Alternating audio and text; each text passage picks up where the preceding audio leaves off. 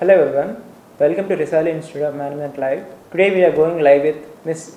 Shravani Loke, who is working as a senior trainer in communication soft skills at Risali Institute of Management, Visakhapatnam. She completed her MS in University of California, San Diego, and MA English from Andhra University, and currently she is pursuing MSc Psychology from the same university. She worked as a language trainer for 4.5 years, and she worked as an IELTS trainer.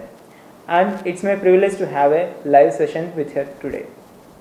Good afternoon, ma'am. Good afternoon, Mr. Ajay. Welcome to today's live session. Thank you. Hope you're doing good.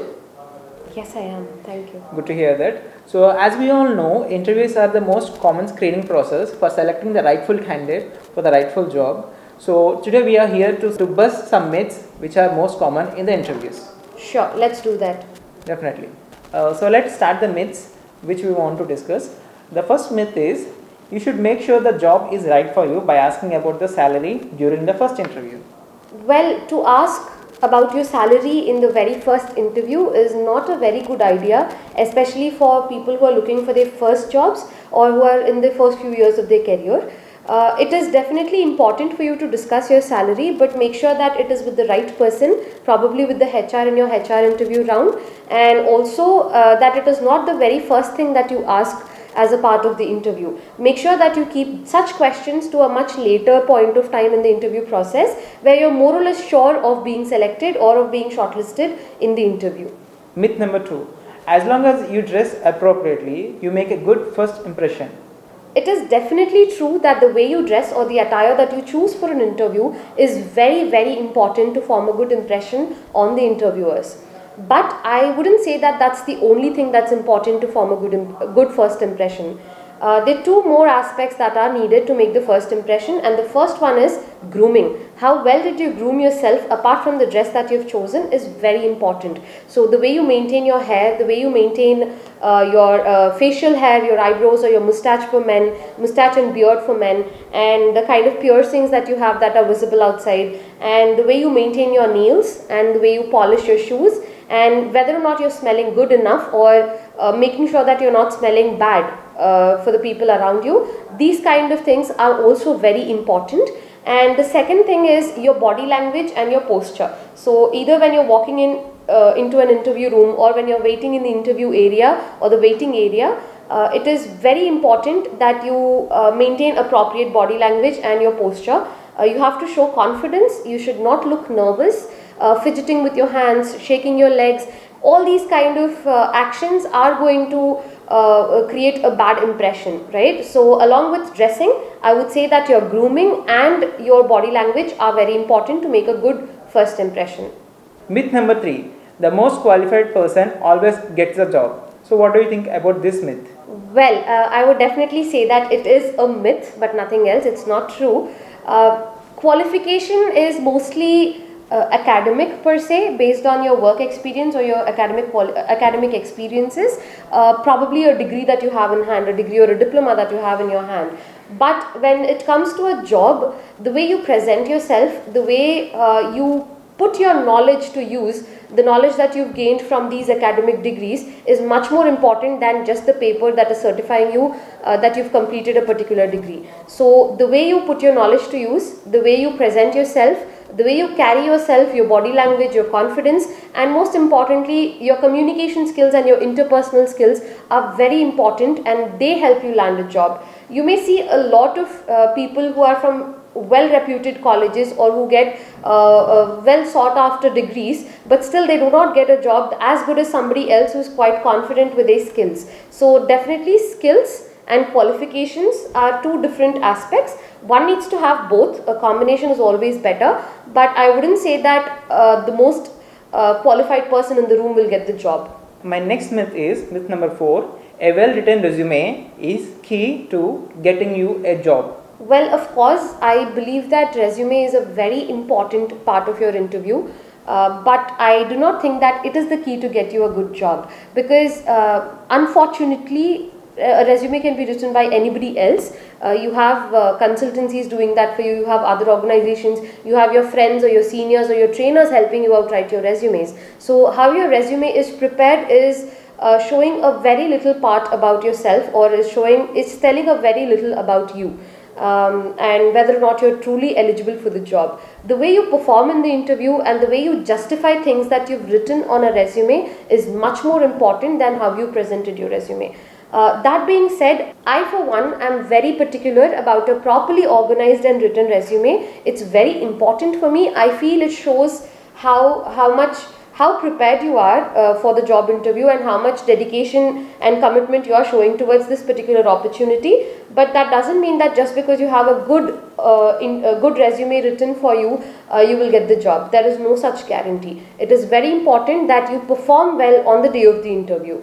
And the myth number 5 is interviewers ask trick questions to trip you. What do you think about this myth? Well, definitely some interviewers would like to have fun. They would like to ask you a few different questions that are kind of unexpected or out of the box.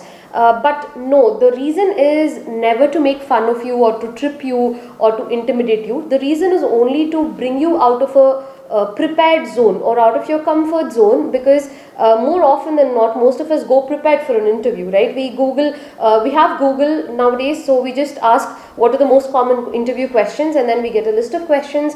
We tend to prepare our answers for them. Some of us even memorize the answers, and when you walk into an interview and give these particular answers, it is not your true essence or it's not your true self. So when an interviewer asks you a question that is out of the box or that is not in the list of the commonly asked questions, it is not to scare you away or it is not to divert you, but it is to assess what is the real sense that you have, or what kind of a person you truly are. So when you come out of your preparedness, or when you come out of whatever pattern that you followed or that you've memorized or that you've practiced over the past 1 year or 1 month or 1 day of how much ever preparation that you've done for the interview, when you come out of all of that, that is when your true self comes out, and that is what an interviewer would want to look at. Myth number 6 is you should save your questions until the end of the interview. What do you think about this myth? Well, it is always good to have questions that you want to ask the interviewer. There's no hard and fast rule that you must ask questions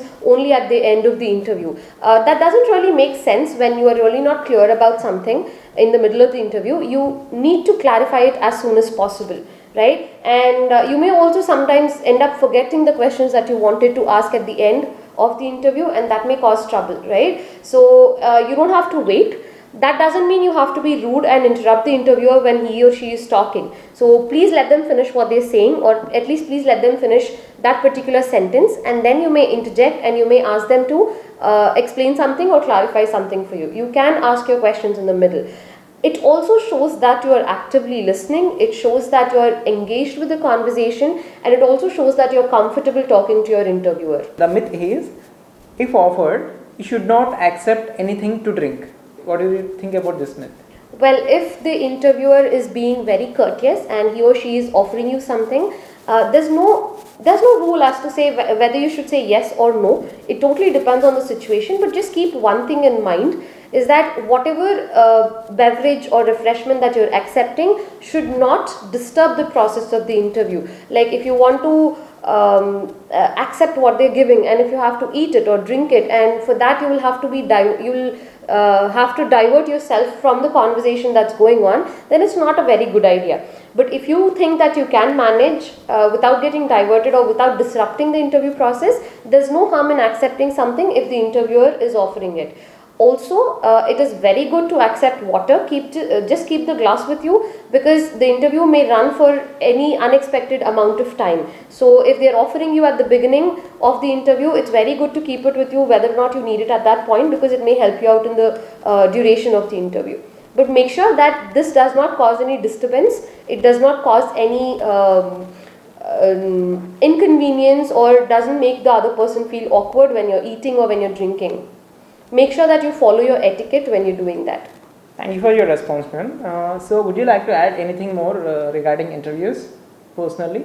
Sure, thank you for the opportunity. Well, there's one thing that I want everybody to know, is that there are no hard and fast rules as to how an interview is supposed to be, or what kind of questions will be asked in an interview, or how you're supposed to behave in an interview. There's no particular rule that is set in stone. All right. Try to take things as they come, try to be as polite, as courteous as possible, and being professional, being prepared, and being well dressed and well groomed and confident are some of the most important things that you can do for an interview. But just don't get carried away by what you hear or by what you read on the internet. Be yourself. Do not pretend to be something that you're not just because somebody on the internet or somebody on YouTube told you to do something or told you to behave in a certain way. Because you have to, it's very important that you be yourself when you're attending an interview. Be confident. That is one thing that I'm definitely going to agree with. You definitely have to be confident, but you don't have to pretend to be something that you're not. And another thing is that interviews, I feel, are quite overrated these days, or rather I should say that interviews are portrayed in such a way that a lot of freshers especially get scared to attend them. I do not really understand the logic of that. So an interview is basically a conversation between two people in two different kinds of needs in the hope that they'll fulfill each other's needs. So as an interviewer, if I want to hire you, it is because I have a need in my company. I want you to come and render your services to me. And as a candidate, if I'm attending an interview, it is because I'm in need of a job, right? So they're just two different people with two different kinds of needs that are complementary to each other. So if they work together, their needs are going to be fulfilled. You get the services that you want and I get the job that I want. So make sure that you're not afraid of facing an interview. There's no point of being afraid of interviews. I think this is the most common issue that a lot of freshers face. So freshers usually kind of get extremely scared of attending an interview or talking to an interviewer with whatever inhibitions that they have in their mind. But I just want to tell you that it is not necessary to be afraid of an interviewer. You just have to be yourself, have a heartful, genuine discussion on your and try to showcase yourself truly and completely. Try to tell about or talk about your own skills, your own talents, and try to tell why you think you're eligible for any particular interview. And if at all the set of requirements that the interviewer has matches with the kind of eligibility and skill set that you have, then you will definitely get the job. Thank you for participation in today's live session, man. I hope our viewers have learned so much information about the myths of the interviews and some important things and whatever they require for their future assistance also. We'll meet in next live session. Until then, thank you very much. This is Ajay signing off for the day. Thank you. Have a good day.